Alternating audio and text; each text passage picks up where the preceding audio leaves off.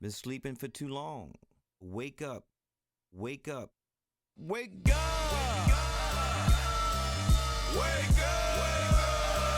I see the sunshine gazing through the window pane. Blazing like endo flame. It's time to wake up. Come to your senses, man. Snow is all around you, but you don't play in the winter game. Cartridges surround you, but you ain't playing Nintendo games. Load them up.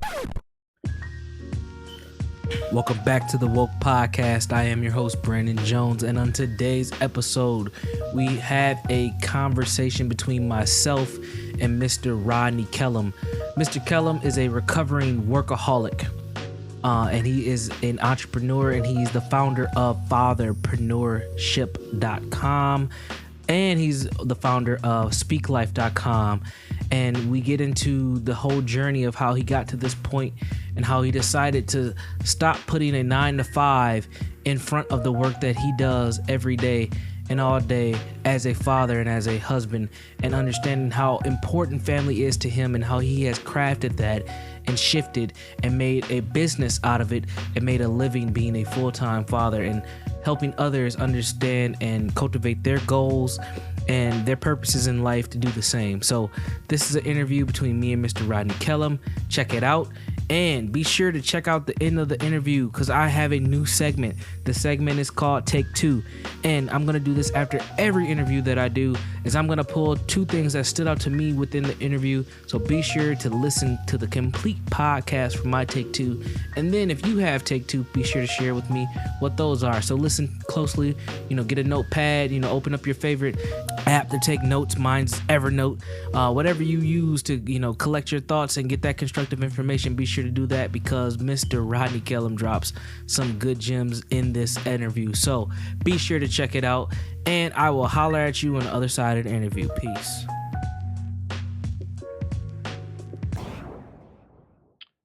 All right, so Mr. Rodney Kellum, welcome to the Woke Podcast. If you don't mind, could you share with our listeners who you are?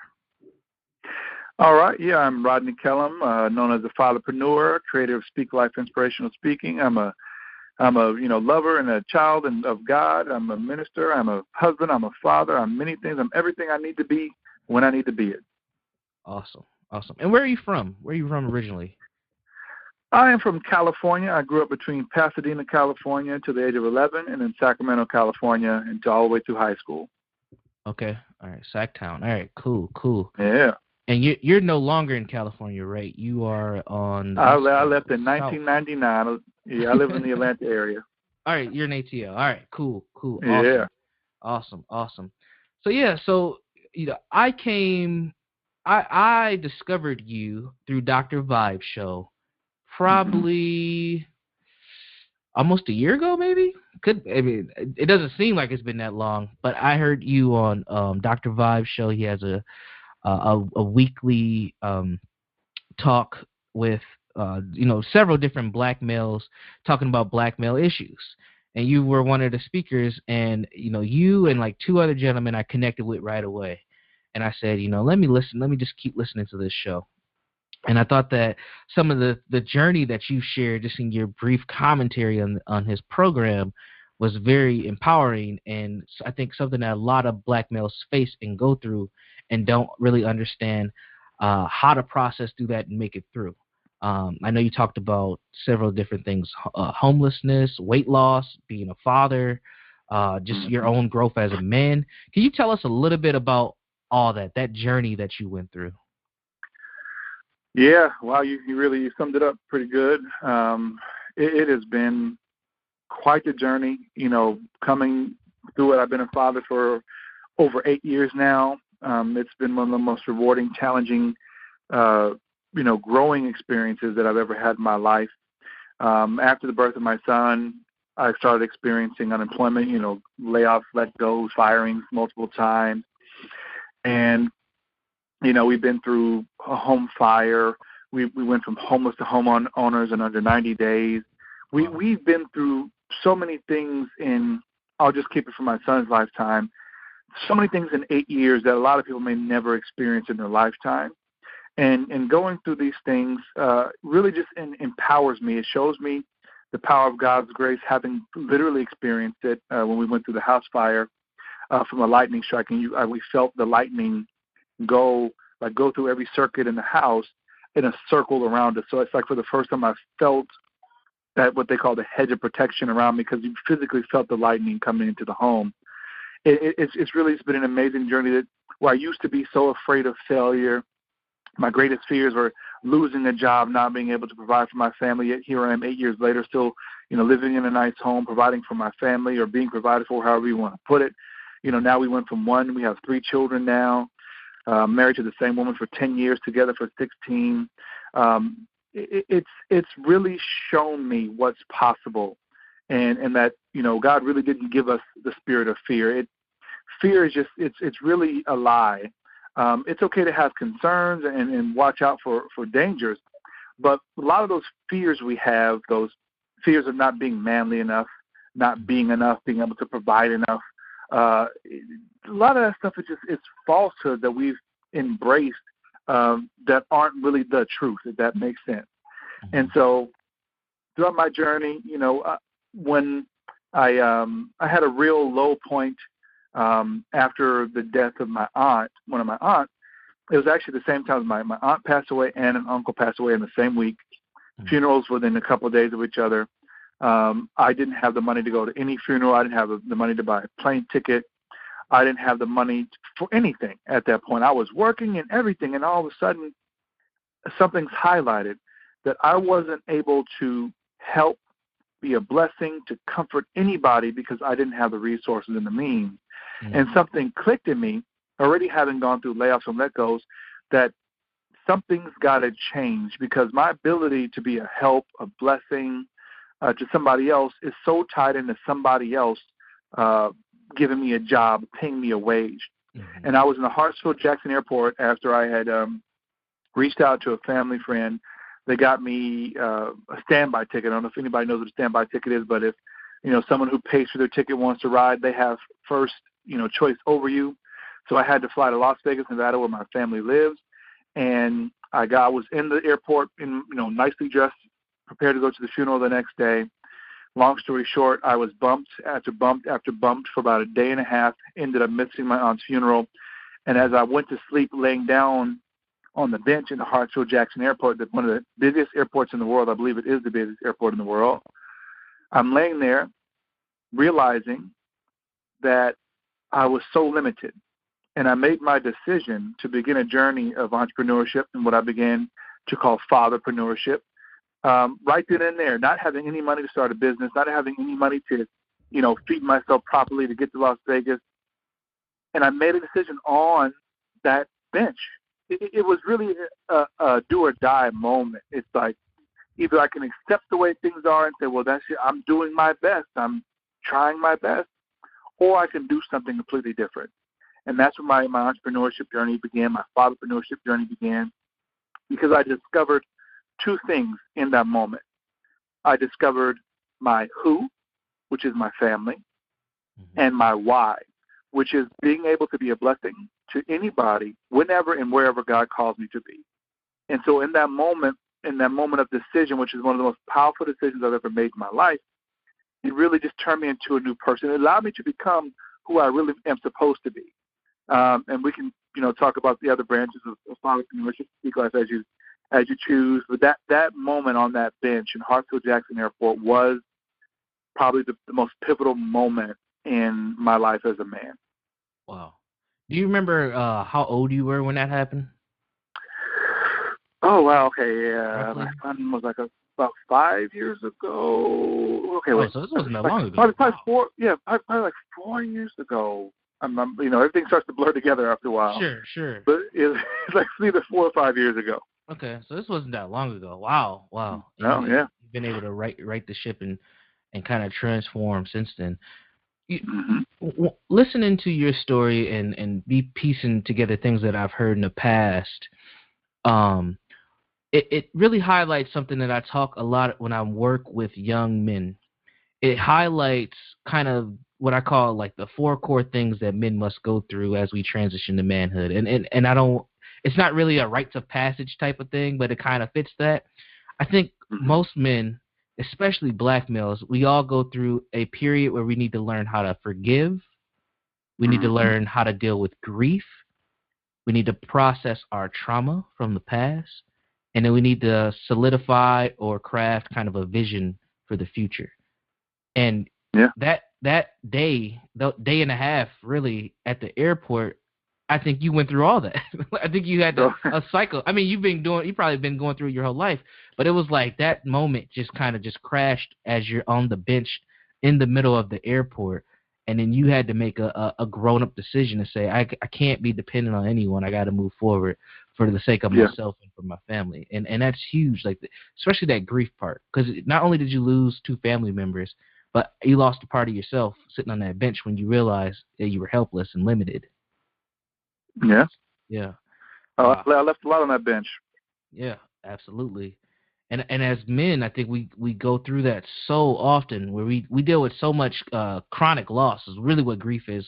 When we think of grief, we kind of attach it to people dying, but it's really significant loss, whether that's connection with people, homes, special moments in our lives, opportunities, like critical loss. And as Black men, we face that all the time, where we have all these losses, and a lot of times we don't cope with those losses in constructive ways, and then we also we don't learn from those lessons either. We don't take. You're over here telling the truth. And you're over here telling the truth. Yeah, and that's why I think fatherpreneurship is important, because you took that lesson and you said, "Let me make something of this. Let me move forward with this. I've hit a low point. Let me figure out how do I not return back to this space and keep moving forward." And as Black men, I don't know. I mean, I have some ideas why I think we've been kind of conditioned to look outward instead of inward to get things handled. But you looked inward and you said, let me apply what I can to move forward. So can you tell us a little bit about fatherpreneurship? Yeah, so from that bench and getting started, it took me a minute to really get to, okay, who's my target audience? Who's my market? And I learned from some of my mentors, some $1 million mentors, is that just look in the mirror. Look at the mirror and realize all the qualities about yourself, what it is that you need, what needs you need met, what is your core values. And I realized that my message, what I've been through, so many men go through, but maybe don't make it out of. And after going through that and other issues like several, near-death experiences, whether it was a car accident, whether it was literally at the age of 25, I think I was, my left artery almost closing, and having to get a heart catheter and stress test. And I'm in a hospital where typically older people go for these tests and this, to try to find out what's wrong with them. And saying my left artery was almost closed, it's like, wait a minute, something's not. I'm only 25. This isn't. Everybody kept saying, as I'm walking through the hospital, and I think I was on a stretcher. I think they rolled me in somewhere. Everybody's like, you're too young. What are you doing here? The next person, you're too young. What are you doing here? Another person, you're too young. What are you doing here? Wow. And then I said to myself, I'm too young. What am I doing here? Mm-hmm. It sadly, specifically men in general, it takes near-death experiences or traumatic loss, like you were saying, for us to even reevaluate what we're doing, to come to a point that says, you know what, I need some help. I need to change something. Because for most men, as long as they're making a paycheck and they can pay bills, they think it's all okay. Because we've been fooled to think that the money mandates our success. It is the tool of our success, and it is not. Or I should say, it's not the measurement of our success. It's just one tool of our success. And so fatherpreneurship came when I realized that so many fathers were not being present and engaged, just like I was.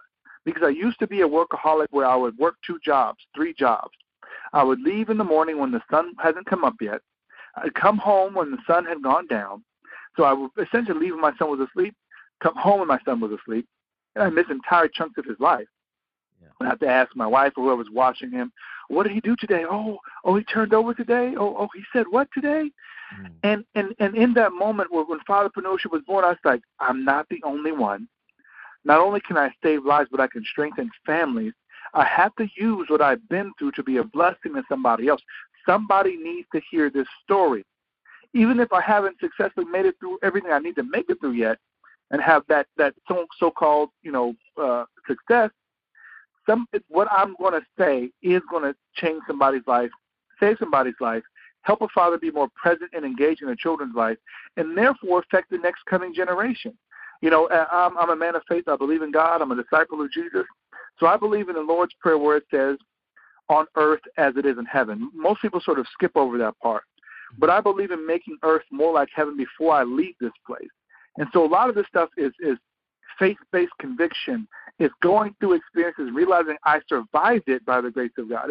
It's knowing that I'm not the only one. And there's so many men suffering in silence, going through depression, feeling like they're not enough, feeling like, what else can I do? There's nothing else I can do. Nobody cares. And they think they're the only ones because we tend to shut our mouths when we should be opening it up and crying out for help. So the messages that I put forth is to get into the ears of those that think they're the only one and say, wait a minute. This guy, I heard he's 6'7". I heard he's a big guy. I heard he played basketball. How is it he's gone through all this stuff just like me? Men need to know that other men go through the same exact thing. You are not the only one. And so ever since I made that decision to stop being a workaholic, I started letting go of the second and third jobs. Somehow, some way that I've always found a way to be present and engaged with my children that I now have 3, 2 sons and a daughter. And I'm watching my daughter, my 2-year-old, run around the house right now, watching her favorite show, Super Y, happy about certain episodes, singing along, spinning around.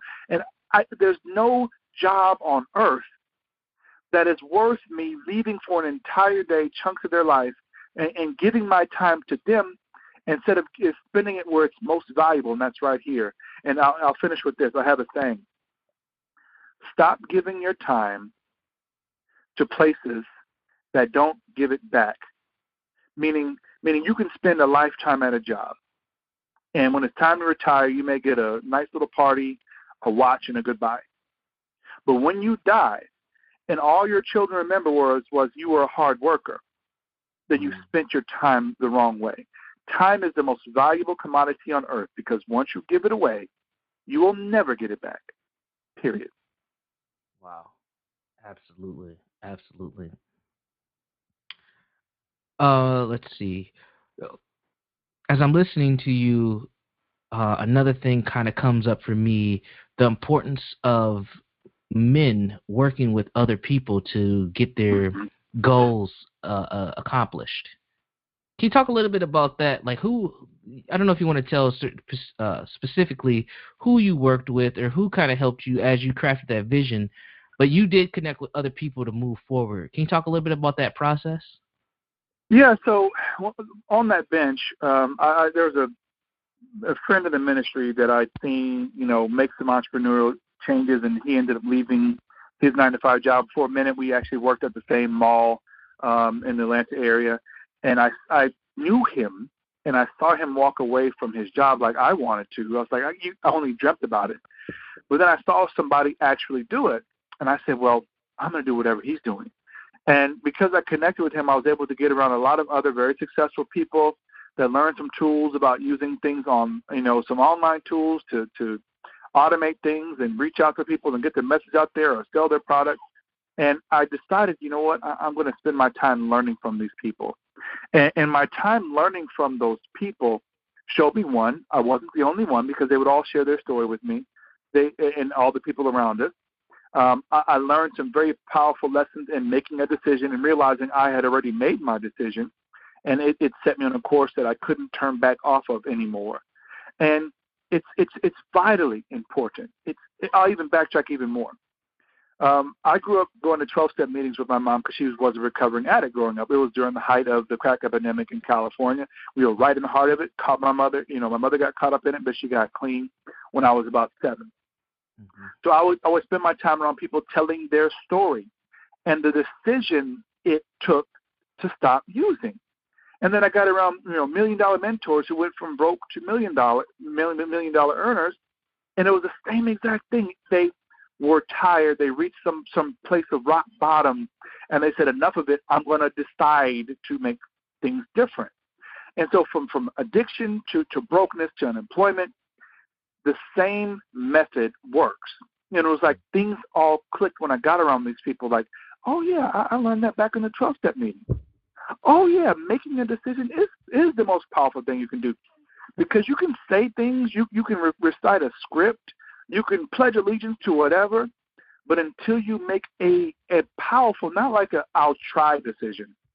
When you make a decision that says, I can, I will, I am kind of decision, those are the kind of decisions where your subconscious mind begins to think of ways to bring to pass the vision that you see. And getting around these people helped me create vision. They helped me, target in on my target market. They helped me get precise and concise. And that's when I just kept moving forward from there. Nice. Wow. You're a minister, correct? I am a minister, yes. Yes. Can you talk a little bit about how faith has been kind of instrumental in your life through all these challenges and moving forward? How has faith played a huge kind of role in that for you? It's really amazing because most people don't know that they have faith. People that may be atheists or agnostic, they won't use the word faith, but they'll actually be operating in faith. So, I follow the Bible, and the Bible says faith is the substance of things hoped for. So if it's something that you're hoping for, that's faith. And it also says the evidence of things not seen. So if you don't see it physically, but you see it in your mind and you're hoping for it, this says that you have faith. And so all my life, looking back, I've actually operated in faith for a lot of the things, whether it was growing up in Pasadena and seeing all the worst of people. That was the drug addiction. That was the gang activity. That was the violence. That was the sexual predators. That was, just the drunk Larry across the street who didn't have teeth, his top teeth, but he couldn't say the F word, but loved to cuss people out. I saw all these things on a daily basis. He'd go around saying "puck you" like the letter P, but he couldn't say F. But all I would do, praying as a little boy is like, oh God, please stop the gangbangers from shooting. But I would always believe, because in Pasadena it was really interesting. Even though you lived in the ghetto part, which I did, my family did, they would bus us to the nicer part of Pasadena, which is, people think of Pasadena, they see the Rose Bowl, the Rose Parade, which is not far from where we lived in the ghetto. But they bus us to the nicer part of Pasadena, and that's where you get to see the minivans and people that didn't have bars on their windows. And you get to see, full families, mom, dad, and children working together, and kids playing ASO soccer and all that stuff. And what happened was the moment that I was bused to the nicer part, I saw what was possible. Because something happened even at the age of 4 and 5 when I began kindergarten, is that everything around me I saw looked like me color-wise. Everything negative was black. And everything when I saw was nice was white. And it made a real discord in me, like, oh, I think I want to be white. But my mom, thankfully my mom, showed me the importance of being proud of who you are and some of our history, and that really snapped me out of that part. But what was too late was, once I saw better, I wanted better. And by faith, that vision of living in a certain kind of house was planted in me. And if we fast forward, to adulthood, about 3 years ago, my family and I experienced a home fire. And I spoke briefly about that when the lightning hit. The lightning went through every socket in a circle around us. My son and I were home by ourselves. And then all of a sudden you smell smoke, you hear water running, and then I see the flames in the laundry room, and we're in a fire. But what happened after that fire, after we got out safely, nobody being hurt, my faith switch turned on. Like I'd operated in faith and sort of lived by faith, but it was sort of like it was the one day kind of faith. Like one day this will happen. So to keep this part of the story, a little more brief, we technically became homeless because, that night for a couple of nights we had to live with a family friend's home. We ended up living in a hotel. But I started doing something that most people at the time thought I was crazy by saying. And I'm surrounded by other Christian people that believe like I believe, so they say. And I would say we had already been planning to move out of our apartment before the fire happened, and we wanted to have Thanksgiving dinner in our own home. But when that fire happened, now we have nothing. We were living in a hotel, working with insurance every day. They're pestering me every day to, show me proof that I'm moving into an apartment or getting a home. I started saying out loud, without any hesitation, that we will have Thanksgiving dinner in our own home. Now, this was less than 90 days away. I was saying it every day in front of anybody who could hear. And you could sort of see that, when you see a crazy person, stand next to you and you give them sort of that half smirky smile like, oh, okay, that's nice. And then you scurry off to the side. That's how people looked at me. But what happened was, because my faith switch turned on, and I only believed what I was saying, the day before Thanksgiving, we closed on our home in a record, I think it was a record, in under 12 days. Made offer, closed, 12 days. We got the keys the day before Thanksgiving 3 years ago, and we went and rented our tables, and my dad had been cooking the Thanksgiving dinner in the hotel we were at, and we called everybody as soon as we closed, hey, remember I said we're going to have Thanksgiving in our own home? Well, can you come by tomorrow? They're like, what? Yeah, tomorrow we're going to have Thanksgiving dinner in our own home. And people were like, what? And it's like it was a surprise to them, but it's exactly what I was speaking the entire time. Wow. And so many people out there don't understand the power of faith to create what they want. And in essence, that is when, for me, Speak Life was truly born, because I actually learned how to do it and what it took for things to happen. And so here we are, we're having Thanksgiving dinner in our own home, the way that I was speaking for 90 days, people thinking I was crazy, but I knew it in me. I just knew it without a shadow of a doubt, more than I'd ever known anything else, that this thing was going to happen. My daughter was only a few months old. My son was young. We didn't have my third child at the time. My wife is stressed out because she still got to work. We're trying to figure out who's, for daycare. I'm thinking my dad was there for a minute, but he wasn't all the way feeling good. But every day I had the audacity to say this weird thing that we're going to have Thanksgiving dinner in our own home. Now, this home that I'm sitting in right now that I'm talking to you from is the kind of home that I envisioned when I was 4 and 5 years old in Pasadena, California. People have to understand the power of their faith and having a vision and making a decision. It's some of the most important tools you'll have in creating the life that you want. And so I'll end my story there. Wow. Yes. So you mentioned Speak Life. You have Fatherpreneurship, which is one venture. Then you have Speak Life, which is another. And I find both of those ventures very important, especially when we talk about this kind of entrepreneurship, online business type of element. A lot of times we hear people talk about follow your passion, figure out what your passion is and then make a lifestyle business around it.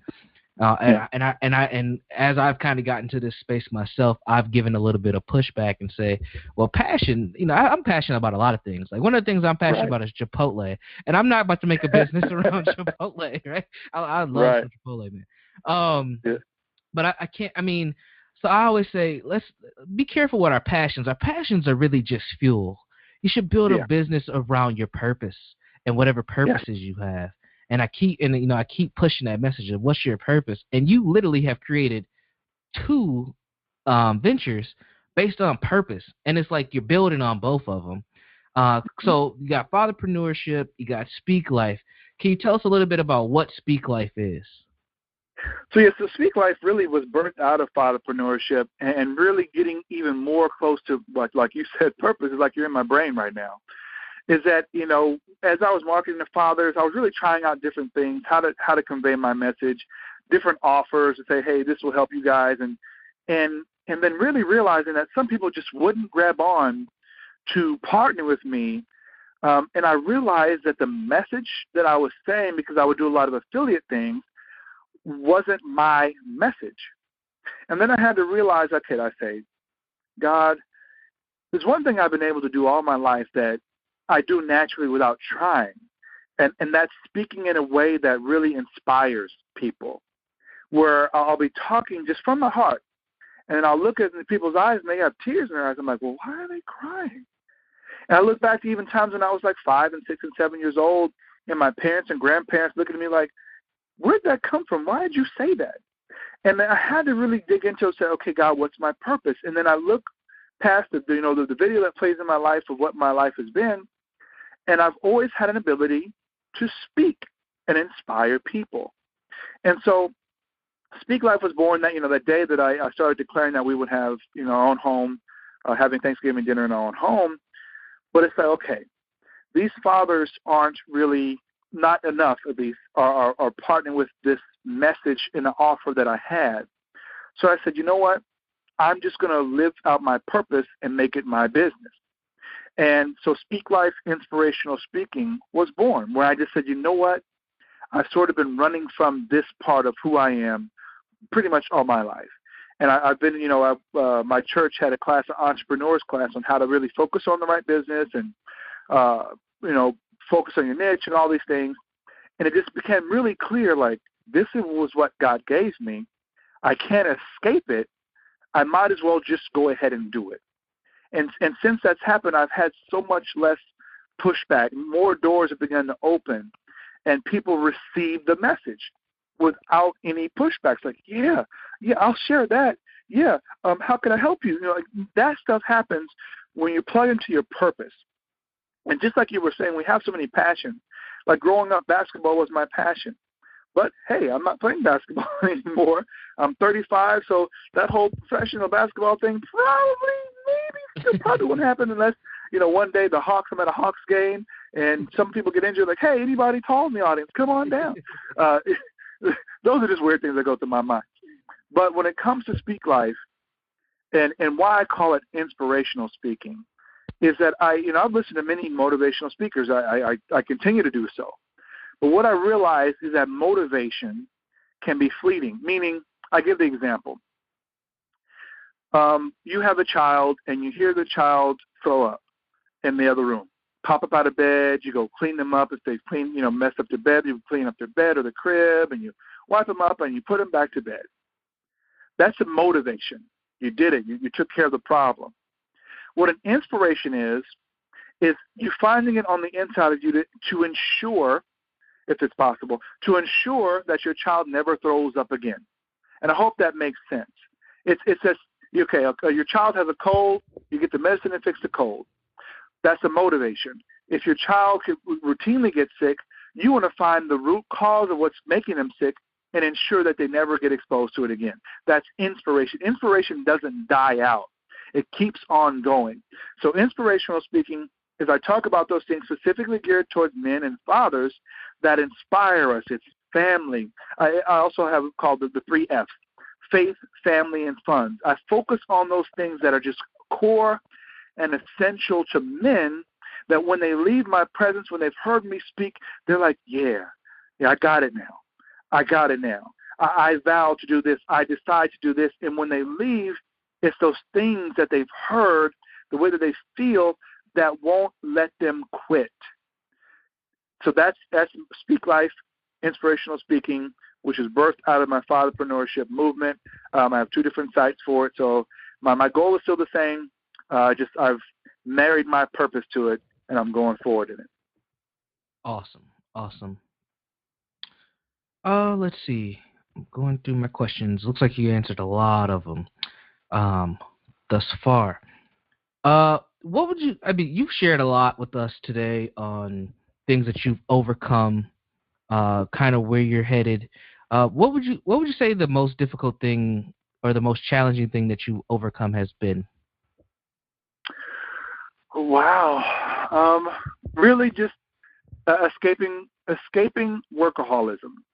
That was one of my major talking points with Speak Life is how to escape workaholism. And here's why. If you're over the age of, technically I'm a millennial, even though I don't really relate to it, but same here. Technically, I guess I'm a millennial. I don't really relate to a lot of stuff, the stereotypes of who they are. But if you're over the age of 30, I'm 35. If you're over the age of 30, your parents more than likely were taught you from their generation of the following things: go to school, get good grades, go to college, get a good job. And that's what was taught to me by my parents and my parents' parents, who my grandparents grew up in the Depression era.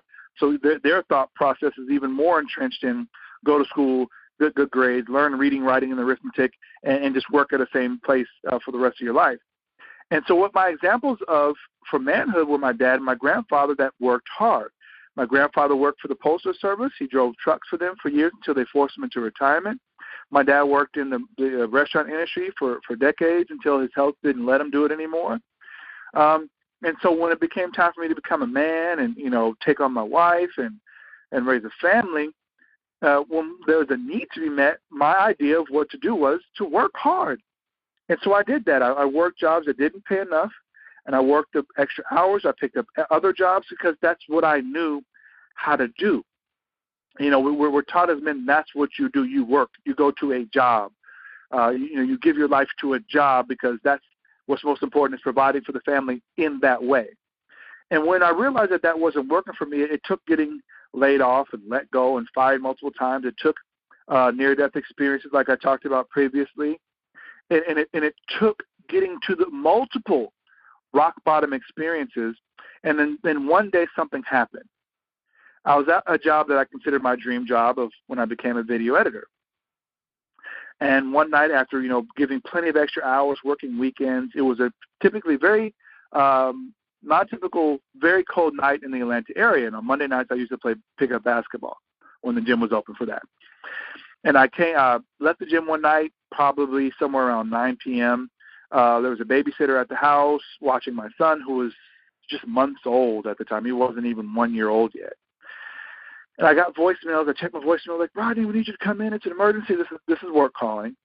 And so I said, okay, let me get home before I call them back to make sure my son's okay. I relieved the babysitter. My wife wasn't home at that time. She was doing something else far, far, far away. And I called them back, and I said, well, what's going on? And they said, yeah, well, we need you to come in to take care of this thing and this thing and this thing. I said, well, that sounds like, I know this sounds really important, but I'm taking care of my son, and it's just me right now. So I think I can handle that over, online, over the computer or on the phone. Like, no, we need you to come in. I said, well, let me call my wife and let me see how close she is, and if she's close enough, I'll come on in. Call my wife. She was at least an hour and a half away, right? So I called them back.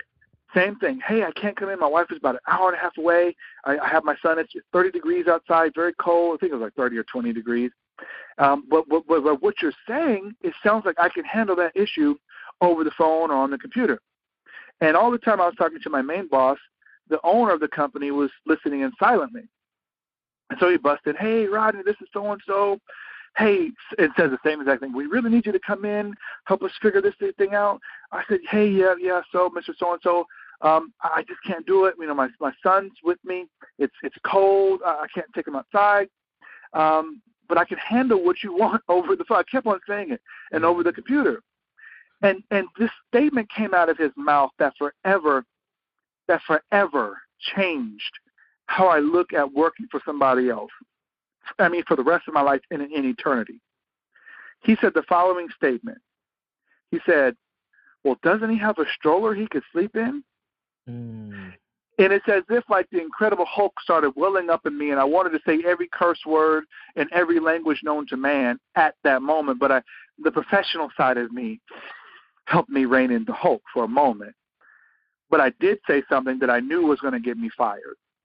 I said, with professional conviction, right? Mm-hmm. Keeping a lot of emotions back. I said, that's not going to happen. And when I said the pin part of happen, I just knew it in my spirit that I would not be working for them anymore. And so they said, okay, well, here's the stuff. Can you do it over the computer? Just like I've been saying the entire time.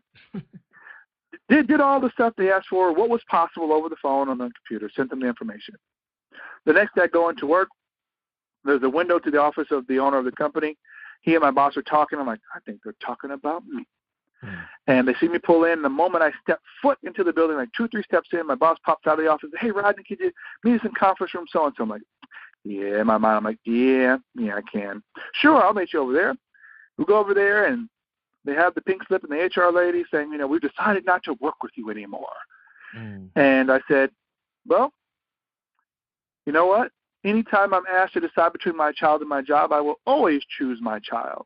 Oh, that's not the reason. But, of course, we know the previous night that's exactly what happened.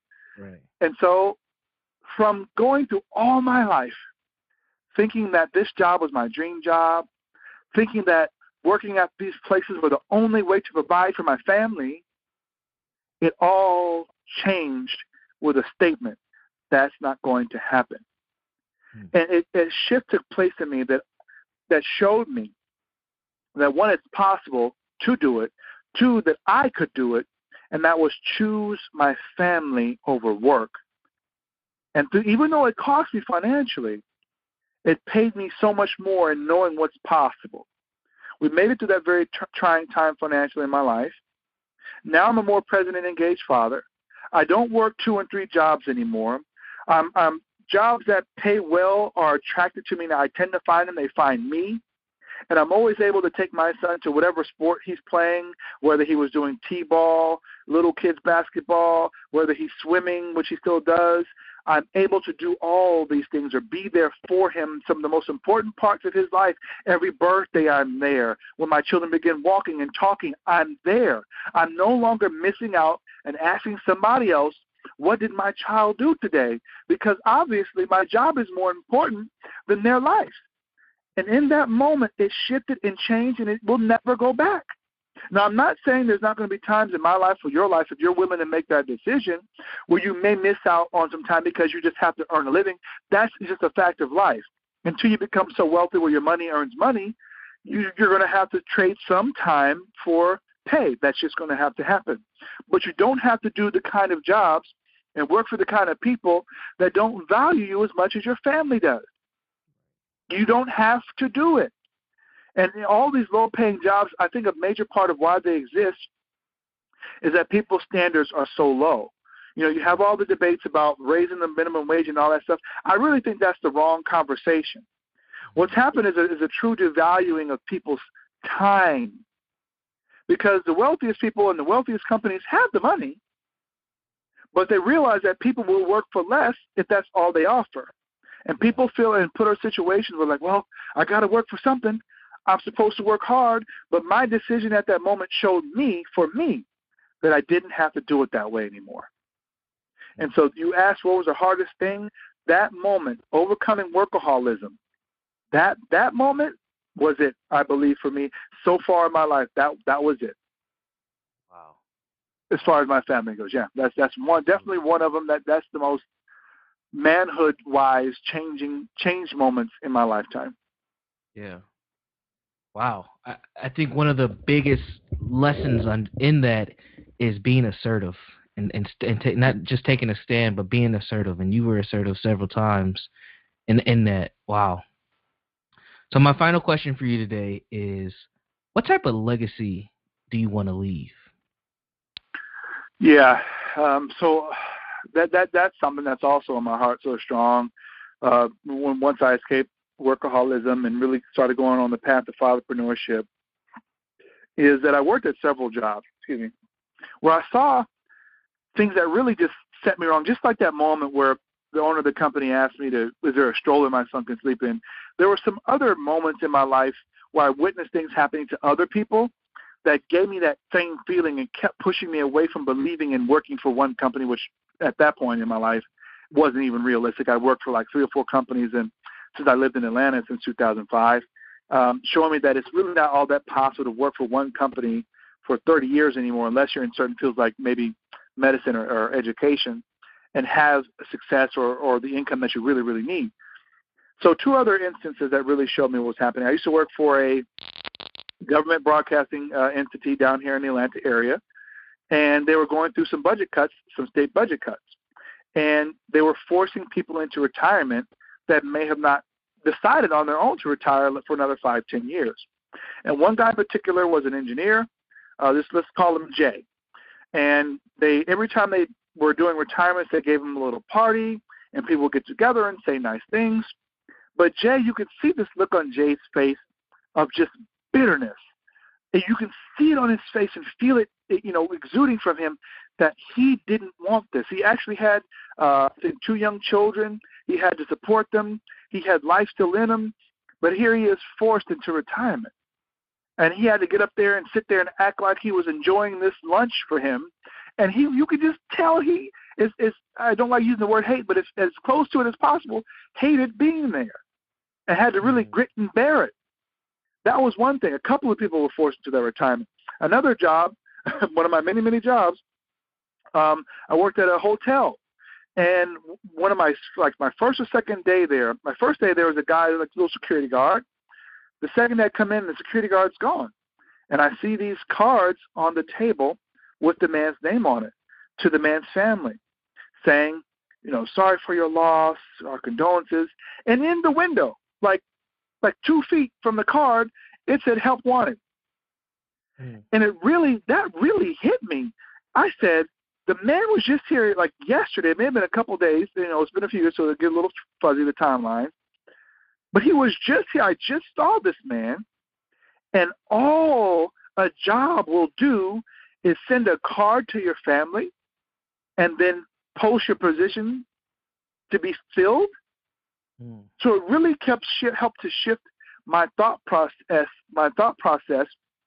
on why I needed to stop believing that jobs or employers would ever care more about my family than I would, that they could ever be me for my wife and children and my loved ones. They could not be that. And so that little moment, with that guy passing away, really cemented what I wanted to leave as a legacy.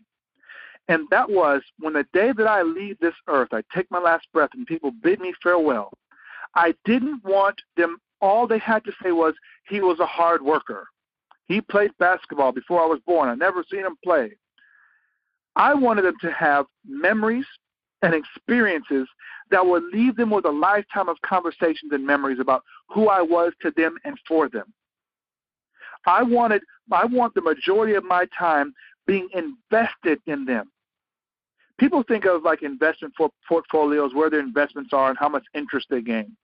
Well, the most important portfolio to me is spending time, valuable time, and sowing into my loved ones, my wife, my children, my family, my friends, strangers even, and leaving such an impact and to show them what's possible as a man, as a child of God, or whatever title you want to throw in there, that you can spend your time, the most of your time with those that matter the most. And for me, that's my family. For me, that's my loved ones. For me, that's people that were friends that have become family. So when I leave this earth, my legacy will be, I remember that time he made us laugh about this. I remember that time he was there for me for this. There was a time I remember he spoke to me about this and he inspired me so much. I just remember my dad always being there. That's my legacy. And I've decided that's what it's going to be, and I back it up every day. Every day. That's my legacy. Awesome. Can you let us know where we can find you online? Yes, absolutely. So I'd love for you to reach out to me. The first place is still the most popular place. That's email. You can email me at Fatherpreneurship. That's FATHERPRENEURSHIP, like entrepreneurship, with a father in the front, at gmail.com. You can check out my websites. The first one is Fatherpreneurship.com, where I have interviews and resources for mothers and fathers on how to use entrepreneurship to be more present and engaged. You can also check me out on my newer site at speaklife.online, where I'm available to be booked for whatever your event is, whatever your seminar is, geared towards men and fathers on how to use words to shape the life that they want. Also, other topics are escaping workaholism, topics like marriage and family. That's what I do. That's what I focus on with Speak Life Inspirational Speaking. And on social media, you can find me under the handle at Fatherpreneur, or just Google Rodney Kellum. I am the most famous Rodney Kellum with a K there is, online at least. Absolutely. All right. Any big projects or anything we should be on the lookout for in 2017? I partner with the Mile High Speakers Bureau to, you get more speaking engagements. That's so you can expect me to see more videos and snippets of me speaking and speaking life into people all around the country and the globe. That's my goal. My goal is to get, this thing rolling even more within the first quarter, so January, February, March. It's already going. And just continue to operate in purpose. And more pictures of my kids. That's what I really do. family stuff and kids. Absolutely. It's needed. Absolutely. Awesome. Thank you. So I hope you guys enjoyed that interview between me and Mr. Rodney Kellum. Like I said, he dropped some gems. Hopefully he got your brain wheel kind of rolling and going, and provided some constructive information. And if you would like to contact Mr. Kellum, be sure to check out the show notes. I have all his contact information and his websites listed. The brother's moving forward. He's got some good ideas, and he might be able to help you push forward in whatever you're doing. My take two from the interview. My first take was that time is the most valuable commodity on earth. That's what Mr. Kellum said, and I agree with him. We cannot get back our time. We have to make sure that we're using it as efficiently and constructively as possible. So number one is time is the most valuable commodity on earth. Number two, take action and be persistent. Now, Mr. Kellum didn't necessarily say that directly, but in his speech and what he was sharing with us, he was talking about the importance of taking action and being persistent. This is what he did all throughout his life, and this is how he got to this point in his life as he's continuing to move forward and provide not only for his family, but for his community entirely. So be sure to pay attention to those two things, incorporate those two takes in your life, and hopefully I will hear from you again soon on the Woke Podcast. If you have not already subscribed, please be sure to subscribe to the Woke Podcast. Be sure to share the Woke Podcast with somebody you care about. If you have any questions, if you want to be a guest on the Woke Podcast, hit me up at the Woke Podcast. We are on Facebook, we are on Instagram, we are on Twitter, and you can always email me as well. I am my email address is Jones, Jones, at wokepodcast.com. Very easy. That's Jones at wokepodcast.com. And as always, be safe, be constructive, be woke, and we will holler at you again soon. Peace out.